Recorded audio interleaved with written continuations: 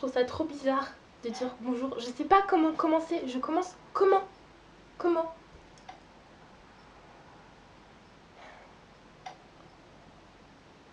Bonjour ma caméra, bonjour les gens, s'il y a des gens qui regardent. On va commencer comme ça, même si c'est très très très bizarre. Voilà. Alors, si je fais cette vidéo, on va commencer par ça. C'est pour partager une expérience. Et en fait, ça fait un moment que j'avais envie de tourner cette vidéo. Puisque, comme vous avez vu dans le titre, je vais relater en fait une expérience, un défi que je me suis lancé pendant le mois de Ramadan.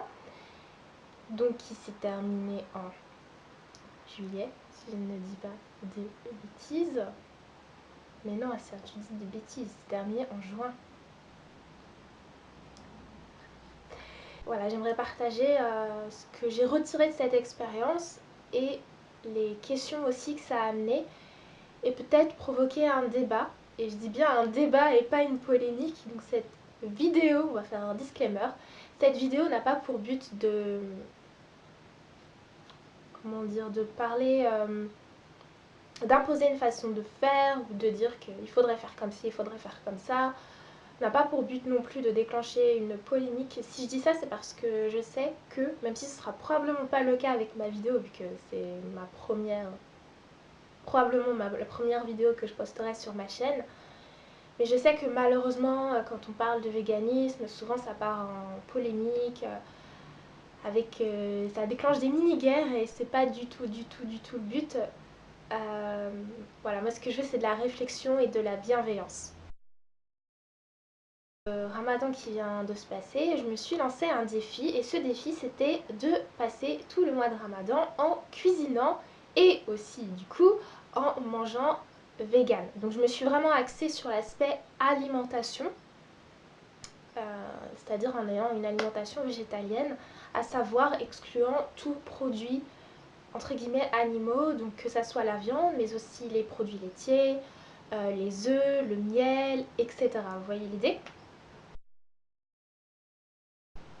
Pourquoi je me suis lancé ce défi et pourquoi l'avoir fait aussi à ce moment-là, pendant ce mois précis. Tout simplement parce que, pour ceux qui ne savent pas, le mois de Ramadan, c'est un mois pendant lequel, en dehors du jeûne, à purement parler, parce que là je pense que tout le monde le sait, c'est un mois où on essaye de vraiment se purifier. L'idée c'est que le jeûne c'est quelque chose qui va avoir un impact évident au niveau de notre corps, au niveau physiologique, mais aussi au niveau spirituel. Et du coup c'est aussi un mois où on essaye vraiment de faire des efforts, où on essaye de changer nos habitudes, où on essaye de mettre en place de meilleures habitudes. C'est vraiment un mois pendant lequel on travaille sur nous-mêmes afin que, après ce mois-là, eh bien, l'année qui suive, on puisse récolter et continuer à, à faire fructifier les petites graines de changement positif qu'on essaye de semer pendant le mois de Ramadan. Et on a ce moment-là chaque année, justement, c'est un peu bizarre, mais moi ça me fait penser au nouvel an par exemple, où les personnes essayent de se lancer des résolutions, sauf que là on a 30 jours pour vraiment passer à l'action et mettre en place quelque chose de concret.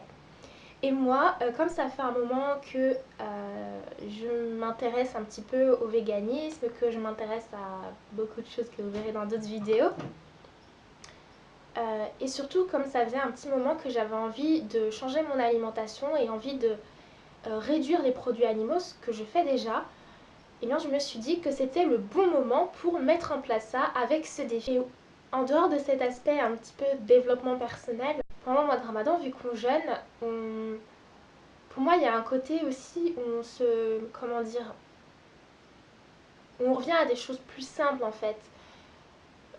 Je pense que c'est plus approprié quand on jeûne de manger léger quand on rompt notre jeûne le soir, et que ça serait casser en fait la dynamique et que ça serait incohérent par rapport à l'esprit même du jeûne et par rapport à l'objectif, au sens qu'il a de se goinfrer par exemple le soir, etc. Et du coup je trouvais qu'avoir une alimentation végétalienne qui à mes yeux est une alimentation avec vraiment, après c'est vraiment personnel, mais ce qui pour moi est les produits de base, à savoir ce qui est féculent et légumes. Moi, c'est vraiment la base de mon alimentation. Si j'ai ça, j'ai le principal. Tout le reste, c'est du luxe, c'est cool, mais c'est pas ce dont j'ai réellement vraiment besoin.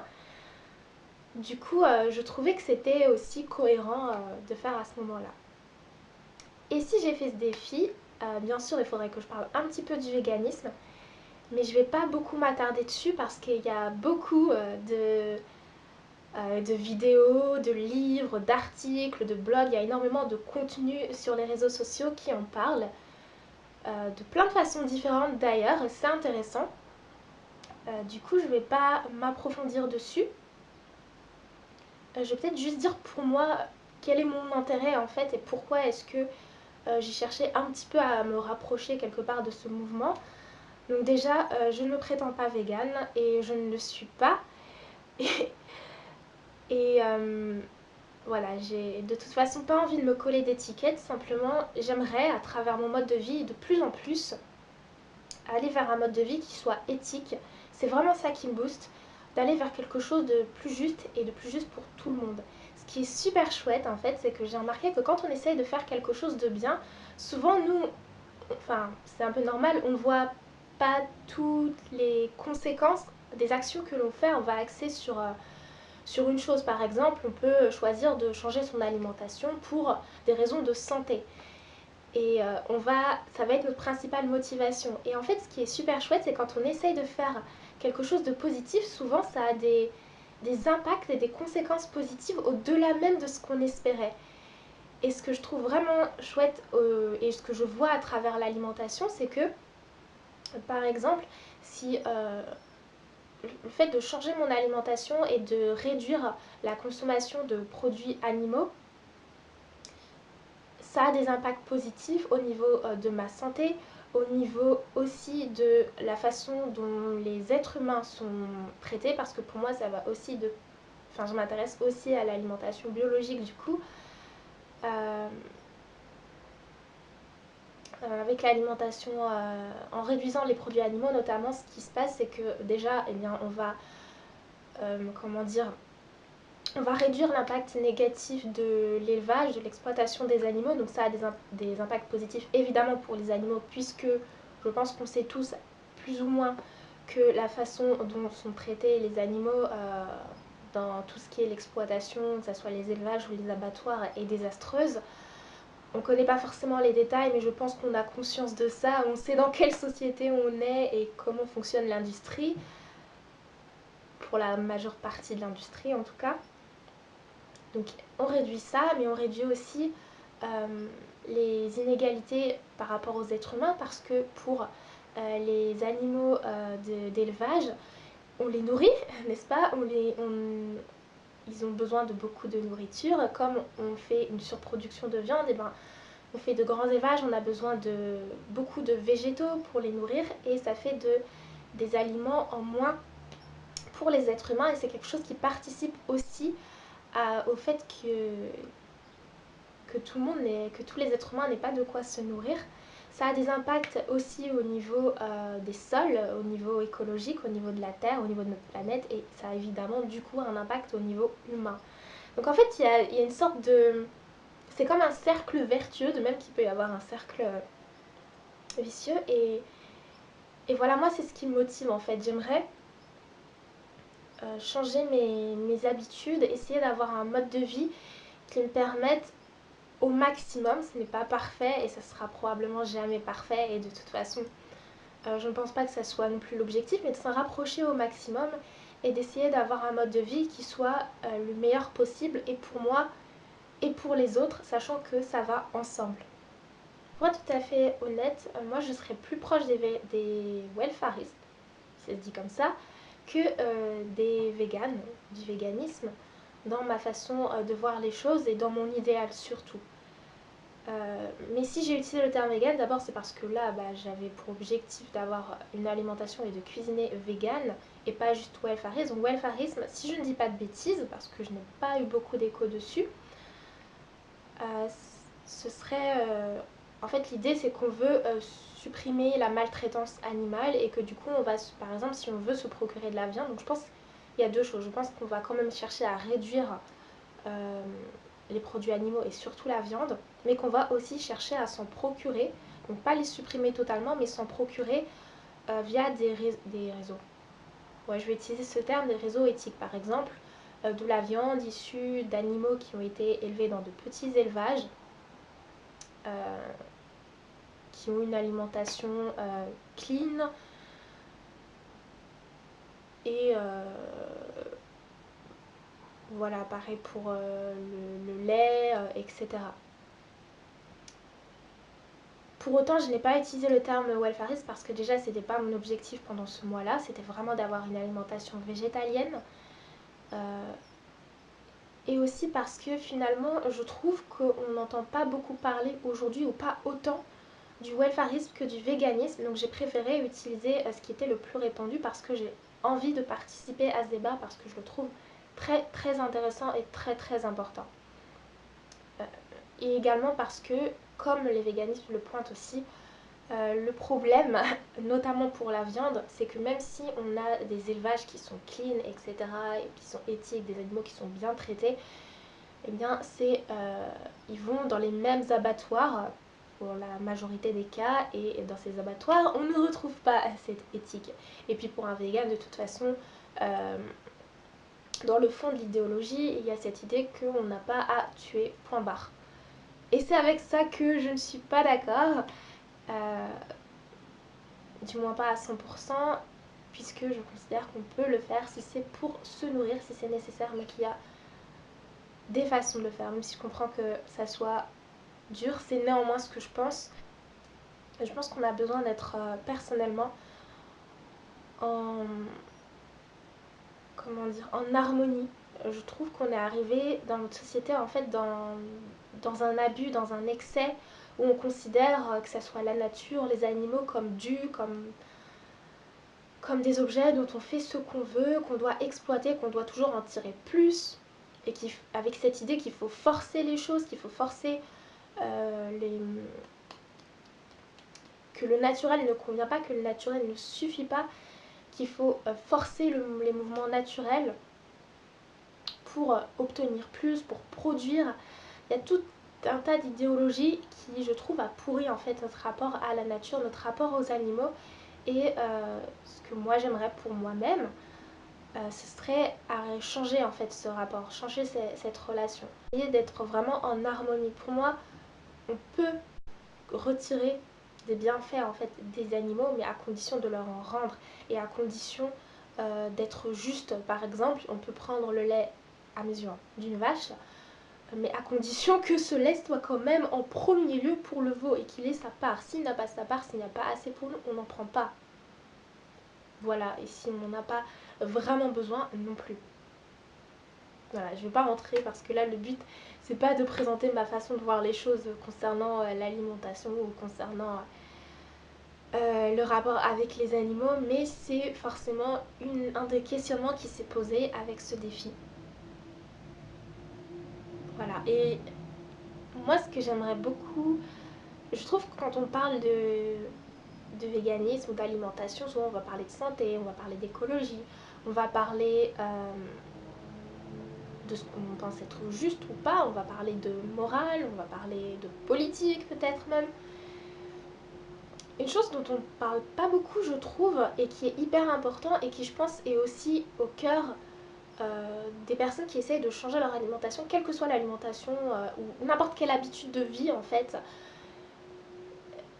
surtout quand on va à contre-courant du moule dans lequel on a été placé par la société, il y a cette idée d'autonomie et de liberté. En fait, quand on essaie d'avoir un mode de vie un peu alternatif, en dehors de la norme au sens de ce qui est vraiment habituel, de ce qui est commun, de ce qui est fait par la majeure partie des personnes dans la société, ou de ce qui nous est vraiment, ce qui nous est présenté dans la société à travers les médias par exemple, on sent qu'on fait les choses pas juste parce que c'est ce à quoi on a été habitué, pas juste parce que c'est le modèle qui nous est proposé, mais parce qu'on a eu une réflexion, parce qu'on a des informations et parce qu'on décide de faire un choix. Et en fait, c'est vraiment quelque chose qui me touche. La liberté, c'est une valeur qui m'est très très très chère. Et je la vois d'une certaine façon. Pour moi, la liberté, ce n'est pas faire tout.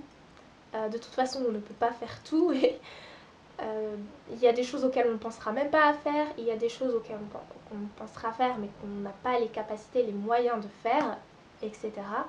Et je pense que c'est de toute façon pas forcément dans notre intérêt de faire tout et n'importe quoi. Mais de faire ce qui nous semble juste et de ce que nous, on a vraiment profondément envie de faire, là, c'est vraiment pour moi le summum de la liberté. Et je trouve que c'est quelque chose dont on ne parle pas beaucoup. Mais peut-être qu'au début de cette vidéo, si vous êtes resté jusque-là, vous avez dit, oh là là, supprimer les produits animaux, non, moi je pourrais pas, moi j'aime trop ça, etc. On pense souvent sous l'angle de la privation. Et en fait, on oublie qu'il y a cette dimension de liberté parce que si on fait ça, si on choisit de ne pas consommer quelque chose, de ne pas acheter quelque chose, peu importe le choix qu'on fait, c'est un choix. Et nous, ce qu'on voit, c'est notre liberté et c'est notre autonomie. Et c'est le fait qu'on est le maître à bord. Et puis, quand on fait des choses aussi pour des raisons éthiques, ça veut dire qu'on a un certain idéal. Et faire des choix qui vont dans le sens de cet idéal, c'est s'autoriser à croire en nous, en fait. Et c'est s'autoriser à croire en un autre monde, en un monde meilleur. C'est s'autoriser à croire en notre idéal, tout simplement. Et je trouve que c'est source vraiment d'une grande force et d'une très grande joie. Et voilà, si je veux faire cette vidéo, c'est pas, j'espère, peut-être que ça prête à confusion, mais c'est pas pour promouvoir un type d'alimentation ou une démarche, etc. Moi, ça a été ma démarche, pardon, et mon expérience. Mais je suis sûre qu'on a tous une démarche, une expérience particulière dans d'autres domaines ou dans le même domaine, mais qu'on a de toute façon une façon différente de faire les choses. Et en fait, j'ai juste envie de dire, croyons en nous, en fait. Osons croire en nous, osons croire aux valeurs qui nous sont chères et osons porter des actions qui vont dans le sens de ces valeurs. Parce que ça apporte tellement de joie. Eh bien, ça va peut-être surprendre, mais ça n'a pas été une réussite. En tout cas, pas à 100%. En fait, mon erreur, il y a eu plusieurs choses qui ont fait que je n'ai pas réussi à tenir ce défi. Euh, Premièrement, déjà le fait d'avoir été invitée, etc. Moi, je me suis pas encore posé un cadre très clair par rapport à ça. J'aurais dû le faire. J'aurais pu par exemple prévenir à l'avance les personnes, parler de mon défi aux autres personnes de façon à ce que on m'aide. Et ça n'a pas été le cas. Et en fait, une fois que j'ai fait une entorse, ça a amené d'autres entorses. Parce que moi, je suis un peu, malheureusement, un peu tout ou rien. Du coup, voilà. Ceci dit, ça n'a pas été rien non plus, heureusement. Donc il y a eu ça. Et il y a aussi eu le fait que moi, mon objectif principal, c'était vraiment de cuisiner vegan. Parce que, j'ai oublié de le dire avant, mais l'une de mes motivations, c'était aussi que moi, ça fait déjà un moment que j'essaie de changer mon alimentation et de consommer moins de produits animaux de façon générale. Mais le problème, c'est que je connaissais pas forcément beaucoup de recettes et j'avais envie en fait d'élargir mon répertoire, de profiter de ces 30 jours pour innover un petit peu, pour tester différentes recettes et tout simplement avoir à la fin arriver avec un répertoire de recettes qui me permettrait de poursuivre cette alimentation là au maximum après le ramadan. Et en fait sur cette part là, on va dire que j'ai plutôt réussi. Le problème c'est que j'ai oublié une chose très importante, j'ai oublié de tenir compte de moi en fait et de mes limites et de mes capacités. C'est-à-dire que moi je ne suis pas régulière dans ma cuisine, c'est-à-dire que je passe des périodes où j'ai super envie de cuisiner, où j'ai envie de tester des trucs et des périodes où j'ai absolument pas envie. Et là c'était le ramadan, c'était l'été, les journées étaient longues, j'étais très très très très fatiguée pour diverses raisons. Et du coup il y a tout simplement eu des jours où j'ai très très peu cuisiné, voire même pas du tout cuisiné. Et dans ces moments-là, comme malheureusement ce n'est pas dans mon entourage ni dans ma famille encore une alimentation à laquelle on est vraiment sensibilisé et surtout habitué, parce que sensibilisé on l'est, euh, voilà, ça n'a pas collé. Donc, s'il y a d'autres personnes qui ont envie de faire un défi comme ça, et d'autres personnes, notamment qui font le ramadan, etc., ce que je propose, ce que je conseille entre guillemets, déjà de voir comment vous fonctionnez par rapport à l'alimentation, par rapport à la cuisine. Une chose dont on ne parle pas non plus beaucoup, mais c'est qu'il y a une dimension vraiment de plaisir dans la nourriture et qu'elle est aussi très importante. Je ne pense pas que ce soit quelque chose de futile. Et je pense que c'est important d'en tenir compte. Donc voyez quelles sont vos limites, quelles sont les choses que vous n'aimez ou que vous n'aimez pas. Comment est-ce que vous fonctionnez, quelles sont vos habitudes. Tenir compte de ça, ne pas faire comme moi, ne pas se croire au-delà de tout ça. Et après, par rapport à la période, donc moi j'ai expliqué avant qu'est-ce qui était positif dans le fait de choisir le mois de Ramadan pour instaurer ce changement. Je me dis que ça serait peut-être mieux de le faire à un autre mois. Voilà, à moins de prendre toutes les précautions, d'être aidé, d'être soutenu, et ou peut-être si votre mode de fonctionnement est tout à fait adapté, euh, super. Mais si c'est pas le cas, si vous sentez au contraire que ça pourrait être compliqué, peut-être à un autre moment et plutôt pendant le mois de Ramadan, préparer. Moi, ce que j'ai fait avant le Ramadan, en fait, parce que je ne voulais pas non plus, pendant un mois qui est consacré au jeûne, être le focus en mode nourriture et ne penser qu'à ça et à la cuisine. Ce que j'avais fait, c'était avant le Ramadan, en fait, j'avais cherché des recettes et j'avais fait tous les renseignements, j'avais déjà prévu tous les menus, tout ce que j'allais faire, etc. Donc peut-être plutôt profiter du Ramadan pour semer en fait l'intention et commencer par de petites actions, par, comment dire, pour instaurer ensuite votre défi et vraiment le mettre en œuvre.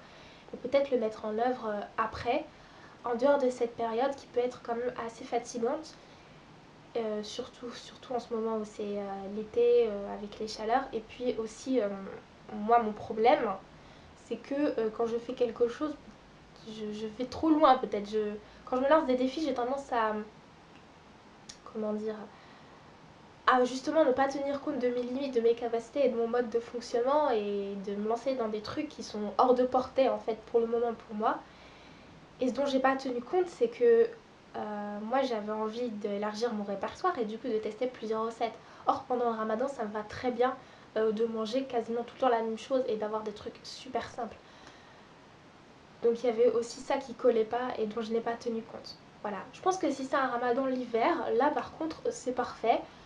Euh, c'est peut-être plus simple. Après, ça dépend vraiment de vous. Donc, je trouve que c'est intéressant aussi ce résultat parce que on se rend compte que si on veut changer, mettre en place une habitude, il faut tenir compte de ce qu'on est, que c'est important, que ça ne veut pas dire qu'on est nul, ça ne veut pas dire qu'on n'est pas sincère. Je ne pense pas. Moi, j'ai pas abandonné pour autant et je sais que je vais reprendre ce défi et je crois en moi pour cette fois-ci le réussir.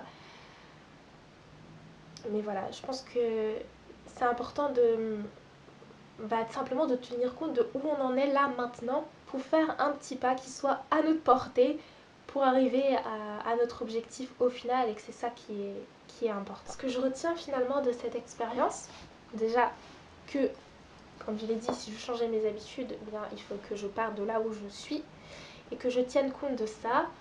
Aussi que même si j'ai un échec, c'est pas pour autant qu'il faut que j'abandonne.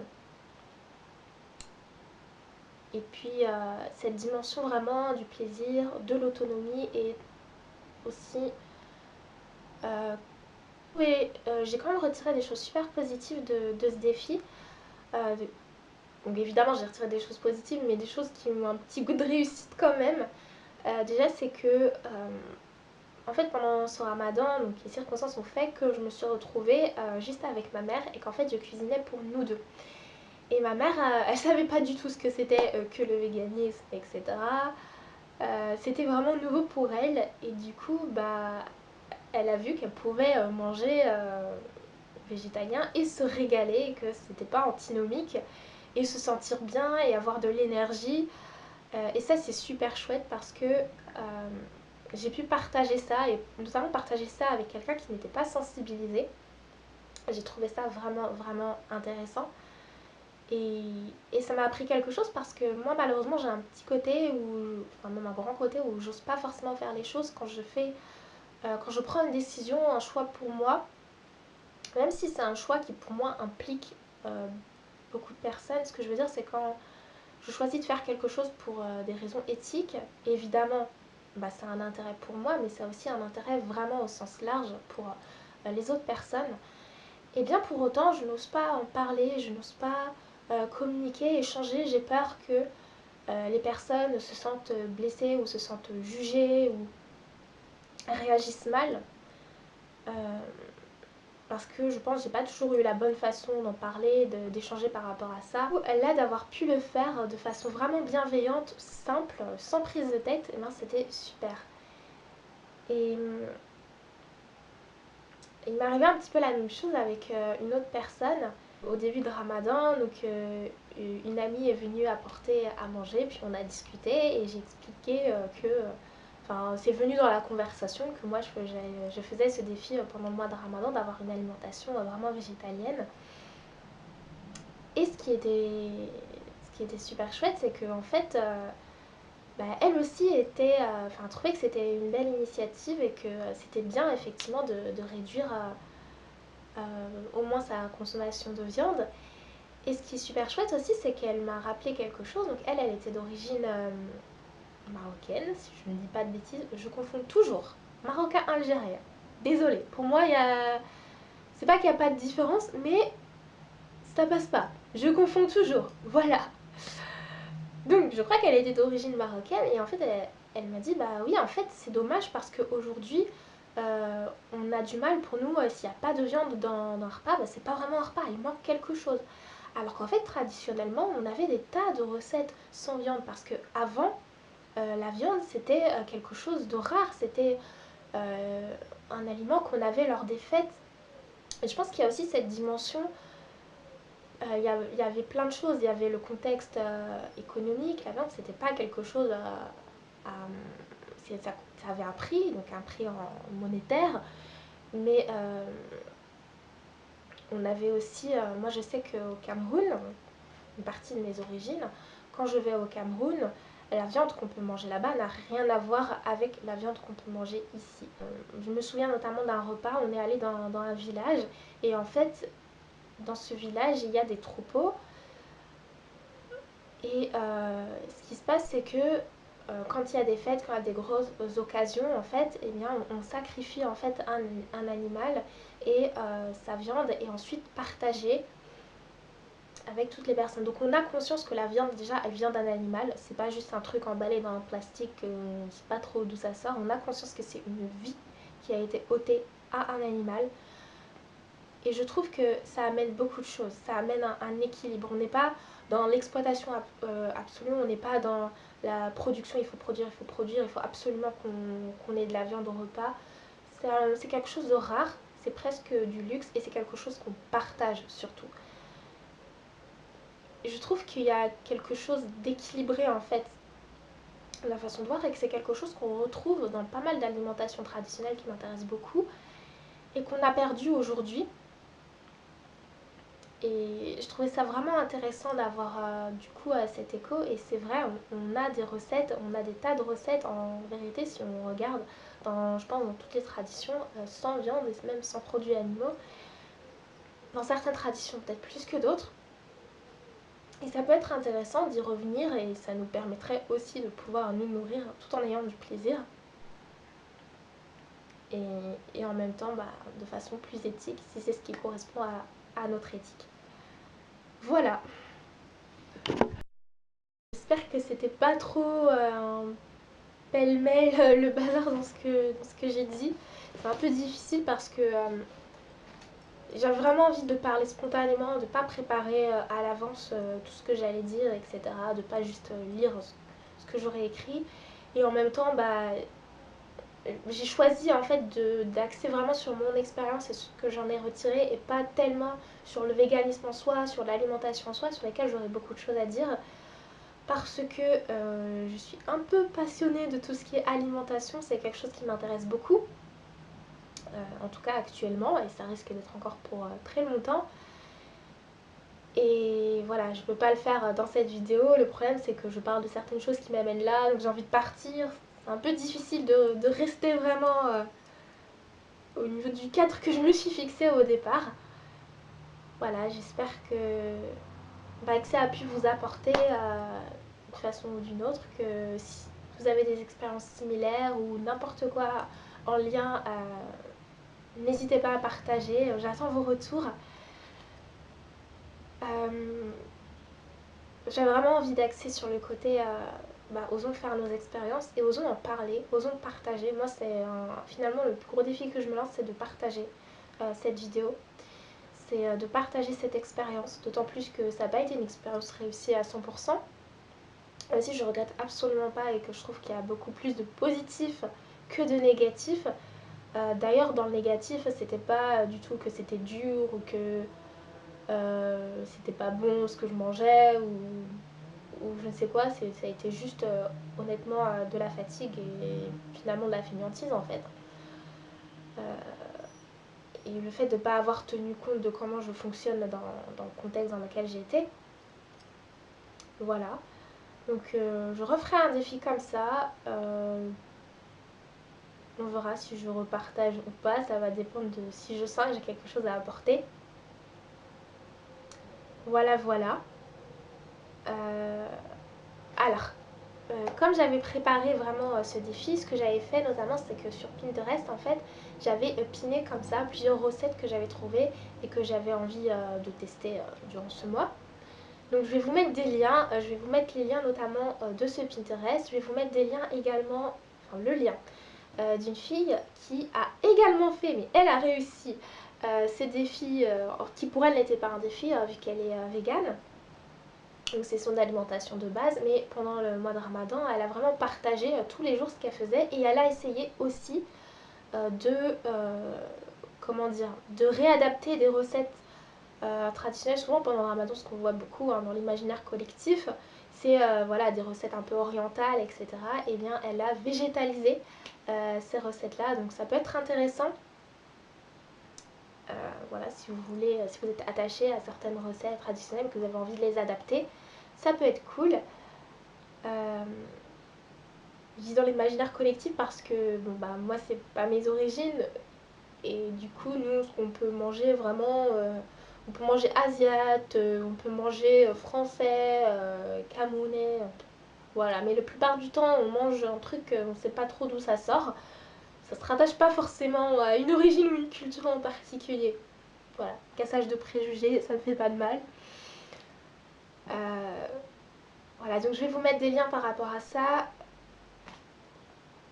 Des ressources en fait, parce que moi mon objectif c'était d'élargir mon carnet de recettes et ça pour le coup c'est réussi. Et si vous aussi vous êtes intéressé par des recettes végétaliennes en dehors de celles qu'on peut trouver, bah, je vais essayer d'en mettre des recettes qui soient plutôt simples. Parce qu'on trouve de super bonnes recettes, mais parfois notamment sur les blogs, c'est avec des produits qu'on ne connaît pas. Alors moi je trouve ça super cool de découvrir de nouveaux produits. Mais voilà, des fois quand il y a 10 produits nouveaux dans la recette et qu'on sait même pas où se les procurer ou qui sont chers, c'est problématique. Donc je vous liste tout ça dans la barre d'infos et voilà, si vous avez eu le courage de rester jusque là, je vous dis merci et surtout, surtout, surtout, faites-moi des retours, partagez si vous avez fait des expériences similaires, si vous êtes sensibilisé, si vous posez des questions, que vous avez un rapport particulier à l'alimentation, aux animaux, à la façon dont les animaux sont utilisés, parce que le véganisme c'est beaucoup plus large que juste l'alimentation notamment. Vous l'aurez compris, moi je ne suis pas forcément végane, mais je suis intéressée par énormément de choses qu'il y a dans cette idéologie et j'ai envie de prendre de toute façon ce qu'il y a de bon de partout. Et je me dis que végane ou pas végane, on peut tous essayer de contribuer à un monde meilleur, on peut tous essayer d'incarner nos valeurs, on peut même juste essayer et se planter et se relever en fait. Voilà. Just now buckle down and start building up that better world that you would rather live in. What are you waiting for? There's no time to waste. Now pick up your spade and dig in. The tables are turning. Oh, oh.